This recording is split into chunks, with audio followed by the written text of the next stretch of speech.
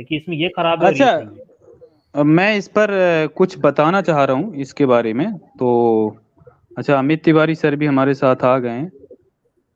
हाँ सर, कैसे हो? हाँ जी, जय भीम। आप जितने लोग पैनल में बैठे हो, जितने देखने वाले, आप कुछ बोल रहे थे, आप बोलिए ना।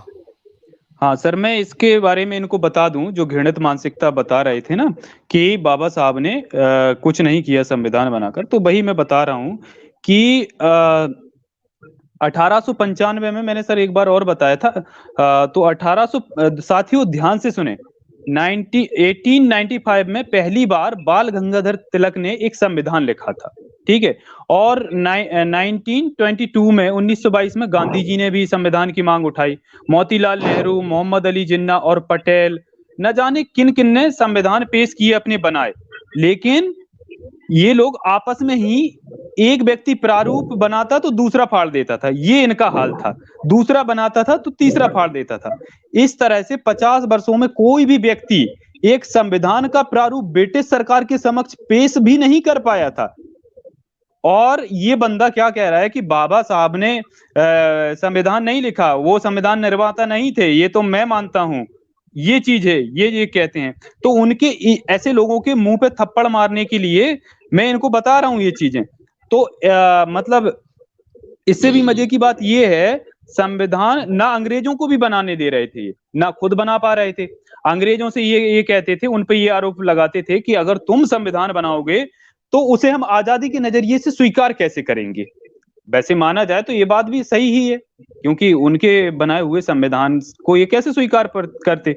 लेकिन इनको यही भी मालूम नहीं था कि इतने बड़े देश का संविधान होगा कैसे, उसमें क्या क्या चीजें होगी, लोकतंत्र कैसा होगा, कार्यपालिका कैसी होगी, विधायिका व न्यायपालिका कैसी होगी, समाज को क्या अधिकार कर्तव्य हक होंगे, कुछ भी नहीं मालूम था। ये बड़ी बड़ी बातें करने वाले, मनु का संविधान जिसमें जाति के आधार पर अगर ब्राह्मण है तो उसको कम या बिल्कुल ही सजा नहीं दी जाएगी, भले वो मर्डर कर दे, बलात्कार कर दे, और क्षत्रिय थोड़ा उसको ज्यादा दी जाएगी, वैश्य को और ज्यादा दी जाएगी, और शूद्र को सबसे ज्यादा सजा दी जाएगी। ये ऐसे संविधान, ऐसी चीजों को, ऐसे कचरा ग्रंथों को संविधान मानने वाले, और ये बाबा साहब पर ये आरोप लगाते हैं। तो अंग्रेज जब भारत छोड़ने का ऐलान कर चुके थे, तो वो इस शर्त पर कि पहले तुम भारत के लोग अपना भारत का संविधान बना लो, तुम्हारे भविष्य के लिए जो सपने हैं उन पर तुम काम कर सको, ऐसा संविधान बना लो। और वो ऐलान तो कर ही चुके थे। इसके बावजूद भी बहुत बैठकें इनकी हुई, और ये दौर बड़े लंबे समय तक चला, लेकिन कोई भी भारतीय संविधान की वास्तविक रूपरेखा तक तैयार नहीं कर पाया। यह नौटंकियों का दौर खत्म ही नहीं हो रहा था। साइमन कमीशन जब भारत में आने की तैयारी में था, उससे पहले ही भारत के सचिव लॉर्ड बर्कनहेड ने भारतीय नेताओं को एक चुनौती भरे स्वर में कहा था। उन्होंने ये कहा था भारत के सभी नेताओं को कि तुम सभी नेता और जो प्रतिनिधि हैं, अगर अपने देश का संविधान का मसौदा पेश नहीं कर पा रहे हो तो ये तुम्हारे लिए बहुत दुर्भाग्य की बात है। और उसने ये भी कहा था कि अगर तुम्हें सलाहकार चाहिए तो मैं सलाहकार दे दूंगा। अंग्रेजों वाले जो उनके सलाहकार थे, उनको दे दूंगा, जो संविधान के सलाहकार हैं। अगर तुम्हें उनकी जरूरत पड़ती है तो मैं तुम्हारी मदद करने को तैयार हूं। तुम्हारे इच्छाओं और जनता की आशाओं के अनुरूप जो संविधान बन सके उसमें वो तुम्हारी मदद कर देंगे। उसके बावजूद भी ये कुछ नहीं कर पाए। तो ये चीजें थी। उसके बाद जैसे आजकल कई लोग मजाक उड़ाने लगते हैं और कई संगठन बातें करते हैं कि बाबा साहब का संविधान ये लोग भीमटे कहते हैं, उन्होंने नहीं बनाया, कॉपी पेस्ट हैं, वो बहुत सारी बातें करते हैं। तो वो एक दौर अलग था, जब ये लोग मतलब भारत में तो अंग्रेजों का ही हुक्म चलता था, ठीक है। सड़कों पर भी उनका ही हुक्म था। अगर सड़क पर भी कोई जा रहा है तो उसको भी अगर वो कह देंगे वहीं खड़े रहो ना, तो वहां इनको खड़े रहने पड़ता था। तो ये उनसे तो संविधान लिखवा नहीं सकते थे, और खुद भी संविधान नहीं लिख सकते थे। तो उस टाइम में तब इनको बाबा साहब का याद आया था कि अगर कोई विद्वान है तो वो है बाबा साहब, जो भारत का संविधान तैयार कर सकते हैं। इनको ये बात समझ लेनी चाहिए कि बाबा साहब को संविधान का निर्माता इसलिए नहीं कहा जाता कि मतलब इतने सारे लोग थे, फिर बाबा साहब का अकेला तो उसमें काम नहीं था। और भी लोग थे, और सीधी सी बात है कि हाँ और भी लोग थे, तो फिर भी बाबा साहब को क्यों ये माना जाता है कि संविधान निर्माता थे? तो उसकी खास वजह दोस्तों आप लोग समझ लो यही है कि भारत में इनके जो बाप दादा पुरखे, जो लोग आज विरोध करते हैं डॉक्टर बी आर अम्बेडकर का, उनमें इतनी क्षमता नहीं थी कि एक प्रारूप तक तैयार कर सकें, और ये कहते हैं उसमें 389 लोग, मैं उनका क्रेडिट भुला नहीं रहा हूं, वो उनका सबका योगदान बराबर है या सबकी मेहनत है, लेकिन बाबा साहब जब तक एक आपके लिए मतलब जो गाइडर नहीं होता है, जो प्रारूप नहीं तैयार कर सकता, तो मतलब जैसे मान लो एक किताब भी बनती है, अगर उसके पूरे पेज बिखेर दिए जाएं तो उस किताब का कोई मतलब नहीं है।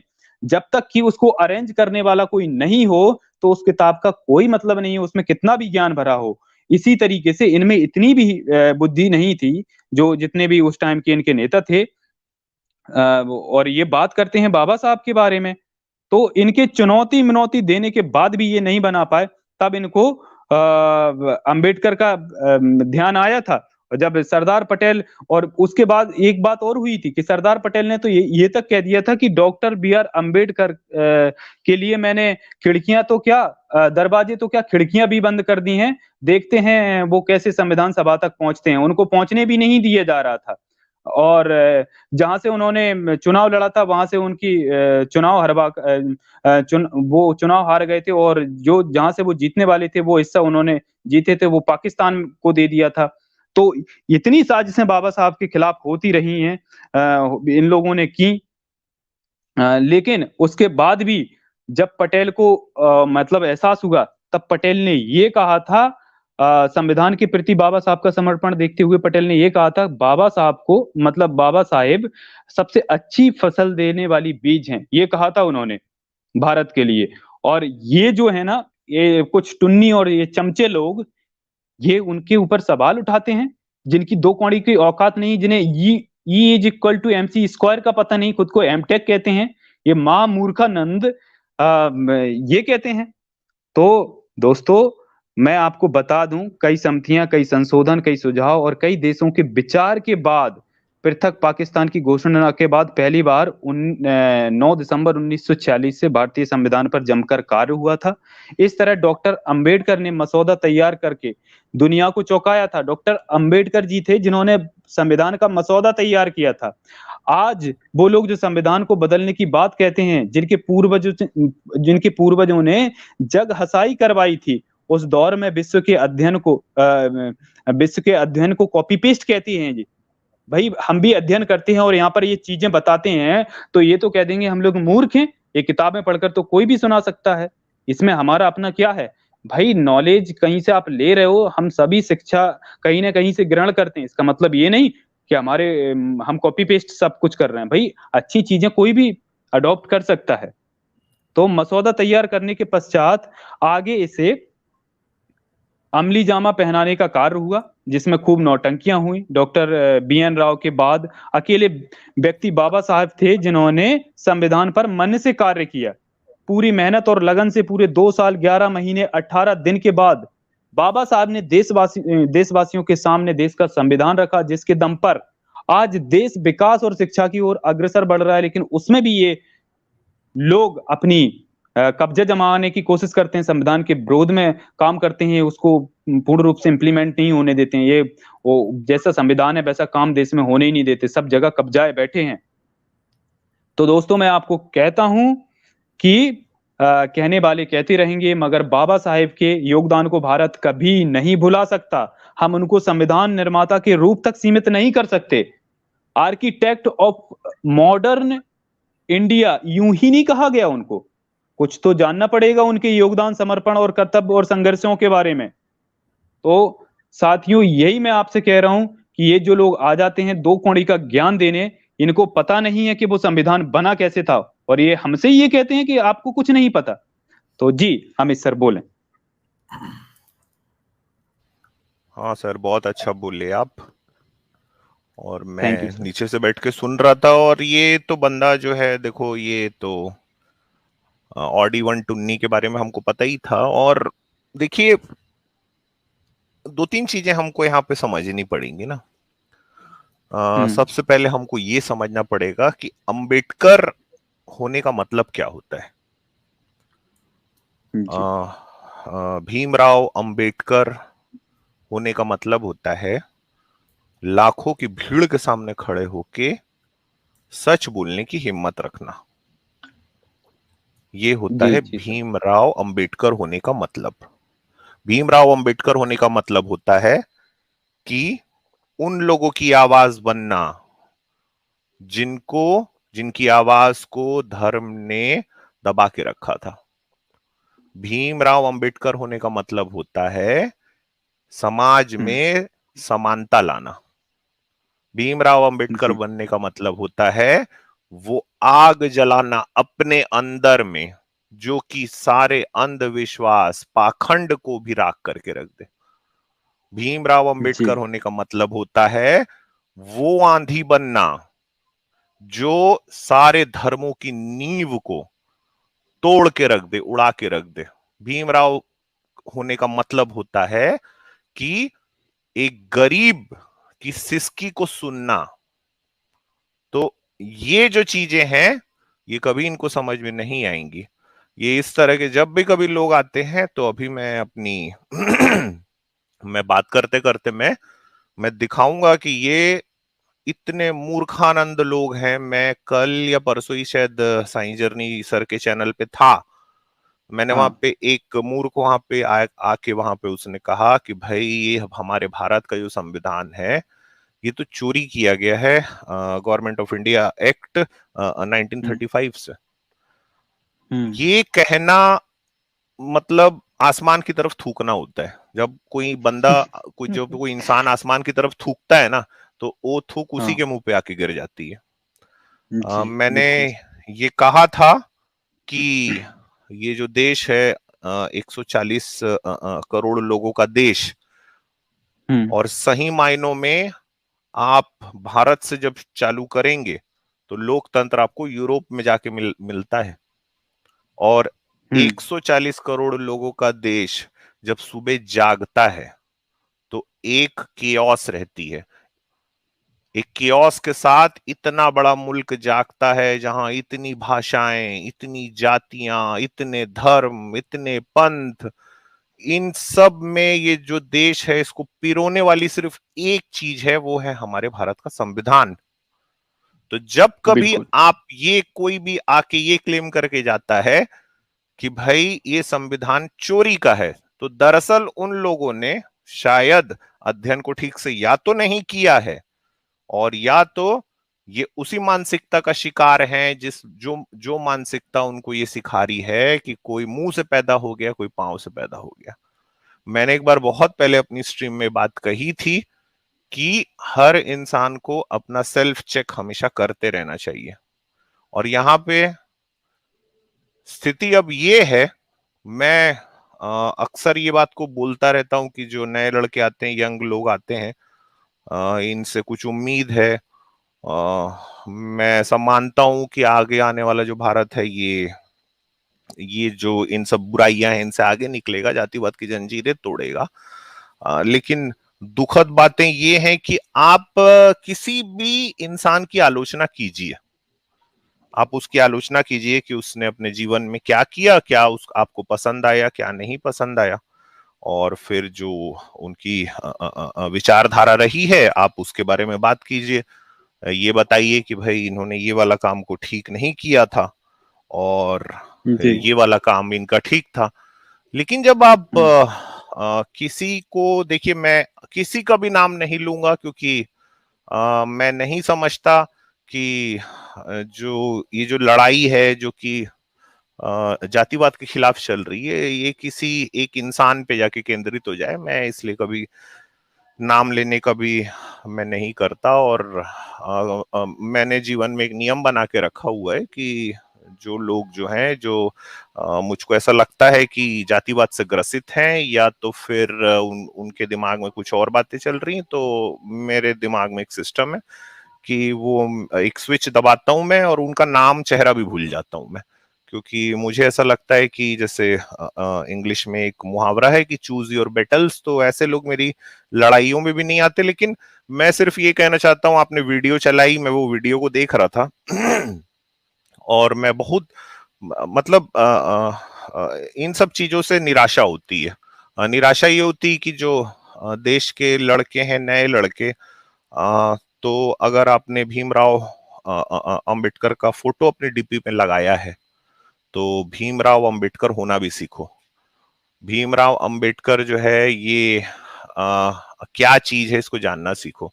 हाँ, आप आलोचना करो, जितनी आलोचना करना है करो, जैसे कि कोई भी आके उनके बारे में आलोचना अगर अच्छे से करेगा तो मैं सुनूंगा, तो फिर मैं उसकी बात का जवाब दूंगा, फिर वो मेरी बात का जवाब देगा। मैं इसके लिए हमेशा तैयार हूं। बाबा साहब खुद इसके लिए तैयार रहते थे। वो अपनी आलोचना को बैठ के शांति के साथ सुनते थे कि भाई अगर मुझसे कहीं कुछ गलती हो रही नहीं हो रही। लेकिन गद्दार बोलना, अगर आप भीमराव अंबेडकर को गद्दार बोल रहे हो तो फिर आप इंसानियत से गद्दारी कर गए। बचपना जो होता है ना, एक सीमा तक होता है। सर यहाँ और पे बस मैं ये बात को, एक सेकंड। मिनट सर, हाँ, हाँ, मैं मैं ये कह रहा हूँ सर, अगर ये गद्दार बाबा साहब को बोल रहे हैं तो फिर तो आपको भारत में किसी को कोई देशभक्त मिलेगा ही नहीं ढूंढने पर भी। आजाद भाई, मैं बता नहीं सकता हूं। चलो, मैं आज जितने यहाँ पे दोस्त मेरे बैठे हैं यहाँ पे, मैं जी। उनके सामने मैं बोलता हूं, यार मुझे परेशान कर दिया गया है सिर्फ ये बात के लिए कि यार तू जय भीम कैसे बोलता है। इतनी हाँ छोटी सी सर, मैं बात भी को देखता हूँ। लेके मैं मतलब मैं परेशान हो गया हूं। और लोग मुझे ऐसे समझाने के लिए आ रहे हैं कि जैसे मैं छोटा सा कोई बच्चा हूं। और ये बात हमने दर्जनों बार बोल दी। कल या परसों मैं और साइंस जर्नी सर थे, हमने वहां पे ये बात कही कि भाई सर, मैंने उनसे पूछा सर क्या हम कभी किसी के ऊपर दबाव बनाए? बोले नहीं, हम तो नहीं बनाए। तो फिर ये काम को कौन कर रहा है? ये काम को कौन करता आया है? हमको ये देखना है। गद्दार बोलना, गद्दार का अर्थ भी मतलब क्या अर्थ होता है? विश्वासघाती। जिस आदमी ने इस देश का आत्मविश्वास लाके आपको वापस दे दिया है संविधान के रूप में, आपने उसको बोल दिया विश्वासघाती।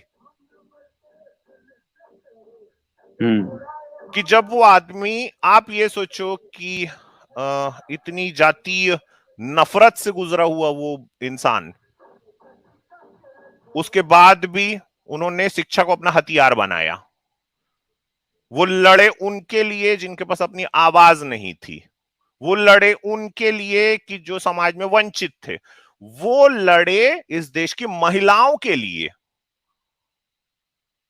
वो बैठ के सड़क के किनारे रोए हैं।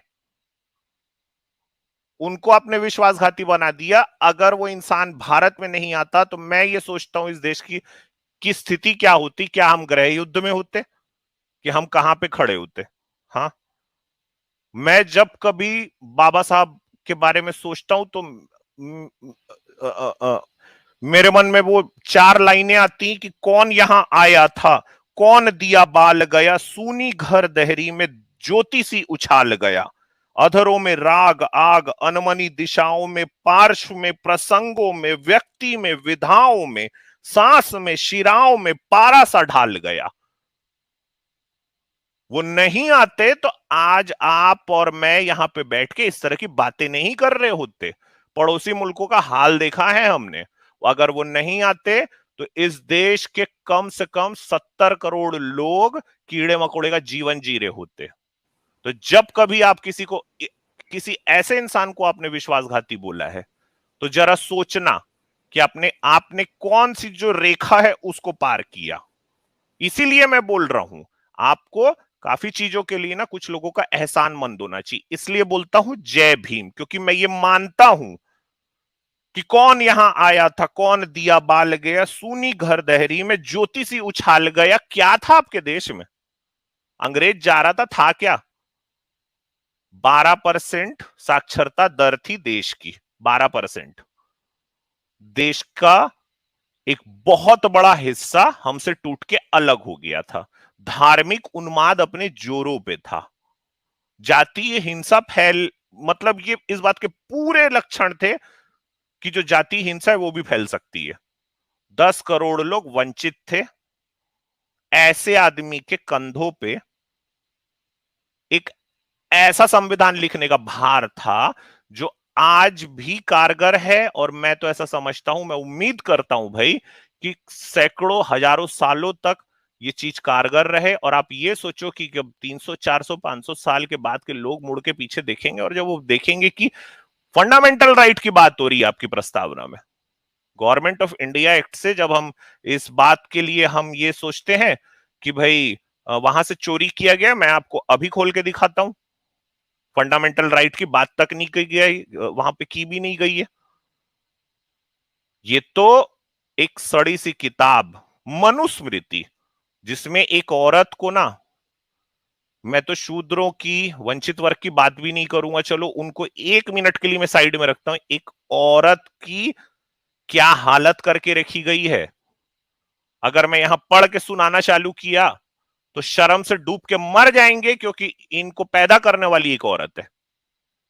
और आके जिस आदमी के बारे में बोल के चले जाते हैं कि उसने क्या कर दिया, तो फिर इनमें और जो आदमी बैठ के, जो लोग बैठ के विश्वासघाती का उनको बोल रहे हैं, उनमें फर्क क्या है? अरे जरा उस आदमी के एहसान को समझो। अधरों में राग, आग, अनमनी दिशाओं में, पार्श्व में, प्रसंगों में, व्यक्ति में, विधाओं में, सांस में, शिराओं में पारा सा ढाल गया। आपके पूरे देश की जो चेतना है उसमें सांस फूंक के चला गया वो आदमी।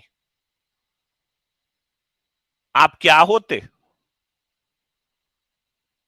एक ऐसी किताब दी जो 140 करोड़ जो लोग हैं उसको एक सूत्र में बांध दिया उस किताब ने। ये मेरी आप स्क्रीन शेयर कीजिए।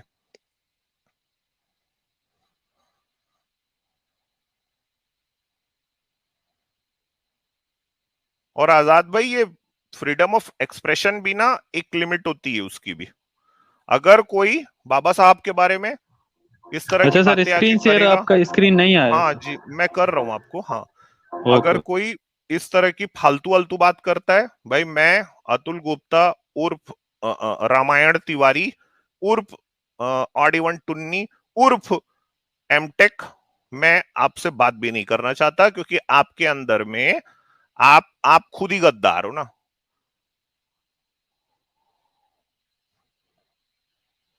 आ गई होगी आपके पास स्क्रीन, ये देखिए, ये गवर्नमेंट ऑफ इंडिया एक्ट है ना, ये देखो, नो बिल ऑफ राइट्स। ये अंग्रेज आपको पकड़ा के गया था, no preamble, no bill of right.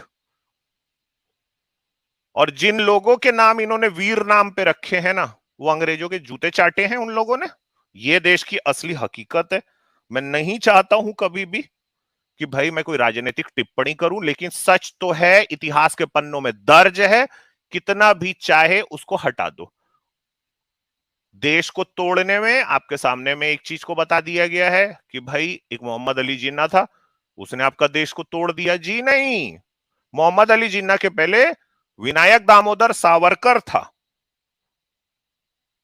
जिसने जब वो हिंदू महासभा का अध्यक्ष था 1937 में, अहमदाबाद के अधिवेशन में कहा था कि हिंदू मुसलमान दो अलग कौम हैं, इसलिए एक साथ नहीं रह सकते। दोनों अलग अलग होने के कारण इन दोनों के अंदर दो अलग अलग देश बसते हैं। लाहौर अधिवेशन 1940 में हुआ, उसके 3 साल पहले ये विनायक दामोदर सावरकर बोल के चला गया। इस देश में आज जो लड़ाई है ना, वह अंबेडकर वर्सेस सावरकर है। ये है इस देश की हकीकत। ये जो आपके पास आते हैं ना, ये उन्हीं के वंशज हैं जो अंग्रेज बहादुर को चिट्ठी लिख मारते थे वहां पे बैठ के, और बोल दिए वहां तो हमको कोड़ा पड़ा, हमको ऐसा हुआ, हमको वैसा हुआ। गदर पार्टी के हजारों लोग उस जेल में थे, किसी ने कभी माफी नहीं मांगी। रोज 5 लोग वहां पे सूली चढ़ जाते थे। ये दोनों जो सावरकर बंधु थे, इन्होंने माफी मांगी है, और हद ये पार कर दी। अरे गद्दार किसको बोलते हैं वो मेरे मुंह से सुनो। हद ये पार करी कि एक चिट्ठी में ये लिख मारा कि मैं तो अंग्रेजी हुकूमत, अंग्रेजी साम्राज्य का बिछड़ा हुआ बेटा हूं, और अगर मुझे छोड़ोगे तो मैं ये बात को तय करूंगा कि अंग्रेजी साम्राज्य, इंग्लिश एम्पायर की जो नींव है देश में और ज्यादा मजबूत हो। पेंशन पाता रहा वो इंसान, उसको बोलते हैं गद्दार।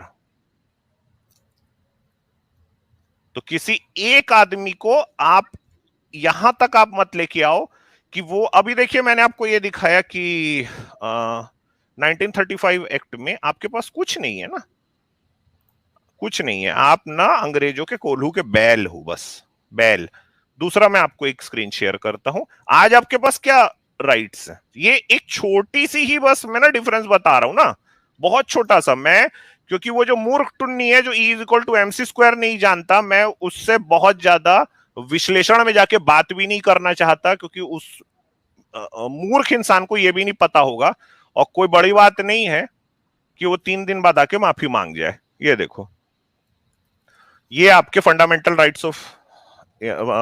राइट्स इन इंडिया है, ये संविधान आपको देता है। क्या आपको देता है संविधान? आपका अधिकार क्या क्या है? आपके समानता का अधिकार है, स्वतंत्रता का अधिकार है,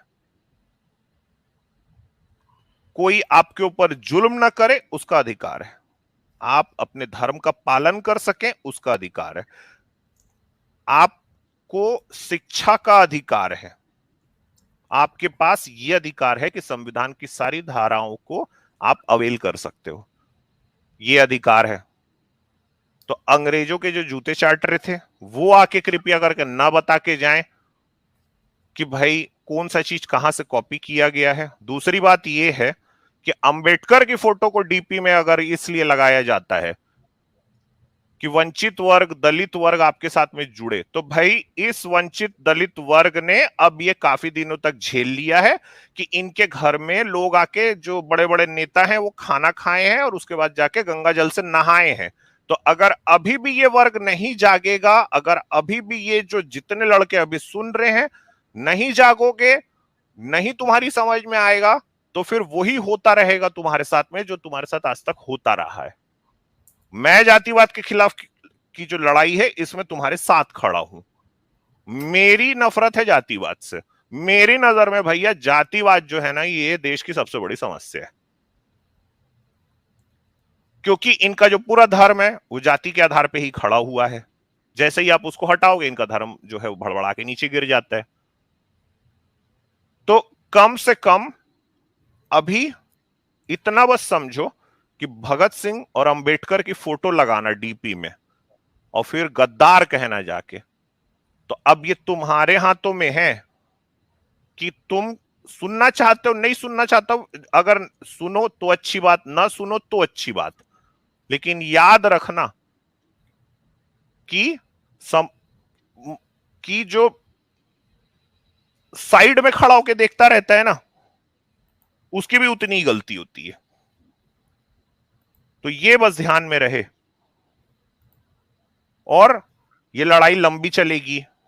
तो अगर किसी को ये लगता है कि भाई अगर कोई पर्सनली किसी को कोई टारगेट कर रहा है, मैं आज तक कभी किसी का नाम लेके, मेरी स्ट्रीम है, मैंने आज तक कभी किसी का नाम लेके कोई भी बात नहीं करी है, ना मैं करूंगा, क्योंकि ये जो छोटी मोटी चीजें हैं ये मेरे लिए मायने नहीं रखती। तो अब ये आपके ऊपर है कि आप कहां तक इन सब चीजों को देखोगे। क्योंकि देखिए मैं आपको एक बात बता रहा हूं, जय भीम मैं बोलता हूं, अगर किसी को नहीं बोलना है ये उसकी आजादी है, बिल्कुल आपकी आजादी है। इस बात से कोई रेशनल है नहीं है ये कभी तय नहीं होता। चेरी पिकिंग करके अगर कोई मैं यहां से इधर उधर से काटू छाटू तो वो दूसरी बात है। हाँ, लेकिन अगर मैं किसी आदमी को मान लीजिए मां बहन की मैं गाली दे दूं और उसके बाद ये बोल दूं कि अरे मैं तो ये इसलिए बोल रहा था, तो ऐसा भी नहीं होता है भाई। तो मैं पहले किसी को गद्दार बोलूं फिर बाद में जाके बोलूं कि अरे यार ये तो मैं इसलिए ऐसा बोल रहा था, तो भाई तुम ये इस तरह की बात ही क्यों की हो। तो देखो दोस्तों, आप अपना तय कीजिए, मैं आपके साथ इस लड़ाई में खड़ा हूं, और अगर मेरे साथ कोई ना भी खड़ा हो, तो मैंने आते ही साथ बोला था कि भीमराव अंबेडकर होने का मतलब होता है लाखों की भीड़ के सामने अकेले खड़े होके सच बोलना, लाखों की भीड़ के सामने खड़े होके बोलना कि कोई साला किसी के मुंह से नहीं पैदा हुआ, कोई किसी के पांव से नहीं पैदा हुआ है, ना हो सकता है। तो ये तो मैंने अपने जीवन में तय करके रखा है कि क्या भरोसा कांच का घट है किसी दिन फूट जाए। एक मामूली कहानी है अधूरी छूट जाए, एक समझौता हुआ था रोशनी से टूट जाए, आज हर नक्षत्र है अनुदार, अब तो पथ यही है, मेरा तो रास्ता यही है, ये मैंने तय करके रखा है। ये लड़ाई जो कि अपने आप से मैंने लड़ी है, ये घुटन, ये यातना केवल किताबों में पड़ी है, ये पहाड़ी पांव क्या चढ़ते इरादों ने चढ़ी है, कल दरीचे ही बनेंगे द्वार, अब तो पथ यही है। तो मेरी आवाज में आवाज मिलाइए, और अगर कोई टुन्नी आके इस तरह की बात करता है सर, तो मेरे ख्याल से हमको अपना प्लेटफॉर्म भी नहीं देना चाहिए, हमको ऐसी डिबेट नहीं चाहिए। इससे ज्यादा अच्छा है भाई कि हम अच्छे अच्छे कुछ यहाँ पे जो टॉपिक्स हैं हम उस पे बात करें। यहाँ जितने पैनल में जितने लोग बैठे हुए हैं, इस सब के सब बहुत ज्ञानी है भाई, अच्छा किताबें पढ़ते हैं, हमको नहीं चाहिए। फिर तमीज से बात होगी तो मैं बात कर सकता हूं। दूसरी बात यह है, गद्दारी किसने क्या करी है वो सब अपने अपने अंदर में झांके, और कुछ भी बोलने के पहले 2 बार हमेशा सोचा जाना चाहिए। ये बात हमेशा दिमाग में रहनी चाहिए कि मैं कब क्या किसको कुछ बोलने वाला हूं, कौन सी बात कब कैसे कही जाती है, ये सलीका हो तो हर बात सुनी जाती है। तो आजाद भाई आप देखिए, अगर कोई इस तरह की फालतू की बकवास यहाँ पे आके करेगा ना, तो मैं तो बिल्कुल, मेरे ख्याल से हमको ब्लॉक कर देना चाहिए उस टुन्नी को। जी जी बिल्कुल बिल्कुल सर, ये सहेंगे नहीं हम कि कोई भी यहाँ आकर गाली दे और हम उसको मंच दें, ये बिल्कुल नहीं हम सहेंगे, और बिल्कुल हम उसकी भाषा में जवाब नहीं दे सकते ये लाइव पर, तो इसलिए हम ऐसे लोगों को ब्लॉक ही कर देंगे।